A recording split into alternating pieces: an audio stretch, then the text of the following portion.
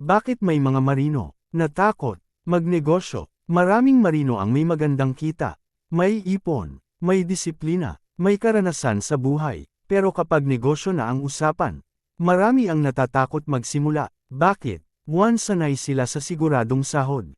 Sa barko, alam mo kung kailan darating ang sahod. Alam mo kung ano ang trabaho mo. May sistema kang sinusunod. Pero sa negosyo, hindi mo alam kung kailan ang kita. At iyon ang mahirap tanggapin para sa iba. Tutakot silang mawala ang pinaghirapan nila. Hindi madaling mag-ipon bilang marino. Maraming buwan kang malayo sa pamilya. Kaya kapag gagamitin na ang ipon, papasok ang tanong, paano kung malugi?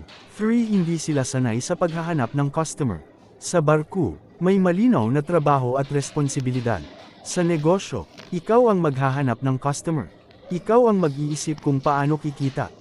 At hindi lahat komportable doon. 4. Iniisip nila na kailangan malaking puhunan. May gustong magsimula, pero iniisip agad, kailangan ba milyon ang puhunan? Dahil dito, hindi na nila nasusubukan. 5. Mas komportable sila sa buhay na kabisado nila. Mahirap ang buhay marino, pero alam nila ang sistema.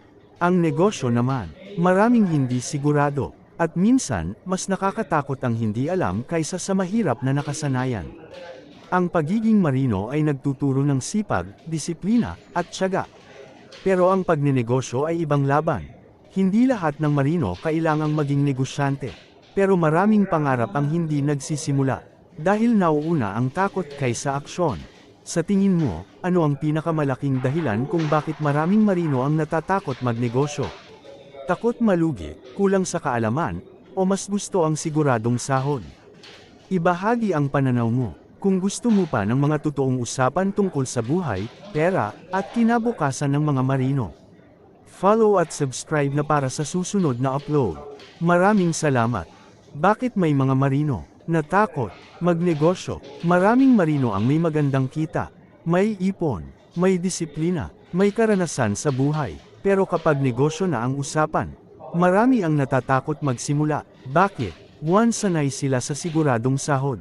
Sa barko, alam mo kung kailan darating ang sahod. Alam mo kung ano ang trabaho mo. May sistema kang sinusunod, pero sa negosyo, hindi mo alam kung kailan ang kita. At iyon ang mahirap tanggapin para sa iba. Tutakot silang mawala ang pinaghirapan nila. Hindi madaling mag-ipon bilang marino. Maraming buwan kang malayo sa pamilya. Kaya kapag gagamitin na ang ipon, papasok ang tanong, paano kung malugi? 3. Hindi sila sanay sa paghahanap ng customer. Sa barko, may malinaw na trabaho at responsibilidad. Sa negosyo, ikaw ang maghahanap ng customer. Ikaw ang mag-iisip kung paano kikita. At hindi lahat komportable doon. 4. Iniisip nila na kailangan malaking puhunan. May gustong magsimula, pero iniisip agad, kailangan ba milyon ang puhunan?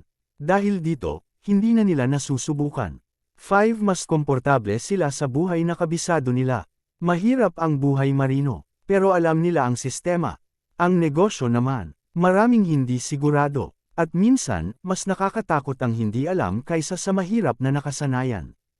Ang pagiging marino ay nagtuturo ng sipag, disiplina, at tiyaga. Pero ang pagnenegosyo ay ibang laban. Hindi lahat ng marino kailangang maging negosyante. Pero maraming pangarap ang hindi nagsisimula. Dahil nauuna ang takot kaysa aksyon.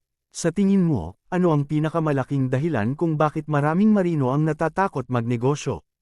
Takot malugi, kulang sa kaalaman, o mas gusto ang siguradong sahod?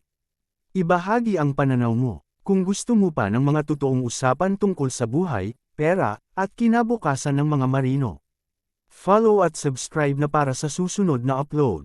Maraming salamat.